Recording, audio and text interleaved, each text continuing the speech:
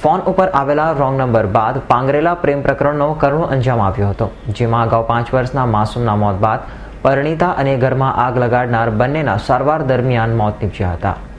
તાપી જિલ્લાના સોનગઢ તાલુકાના વેંકુર ગામે નિશાળ ફળિયામાં શુક્રવારે રાત્રિના સમયે બનેલ એક બનાવમાં કાચા છાપરામાં રહેતા મજૂર દંપતીનું છાપરું રાત્રિના સમયે ભડભડ સળગી ઉઠતા તેમાં સૂતેલા દંપતી જેવા અમૃત ચૌધરી, તેની પત્ની સુમિત્રા, પુત્રી હેમાંશી અને 5 વર્ષના પુત્ર પ્રિન્સ સાથે અન્ય એક ઈસમ ગંભીર રીતે દાઝી જતા તેમને સારવાર માટે સુરત નવી સિવિલ હોસ્પિટલ ખાતે ખસેડવામાં આવ્યા હતા, જ્યાં 5 વર્ષના માસૂમનું મોત નીપજ્યું હતું.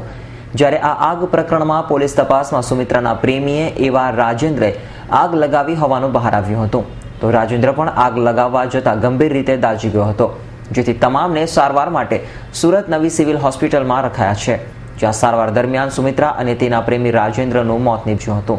જ્યારે હાલ ગંભીર રીતે દાઝેલ અમૃત ચૌધરી અને તેની પુત્રી હેમાંશીની સારવાર ચાલી રહી છે. Bureau report, S9 news, Surat.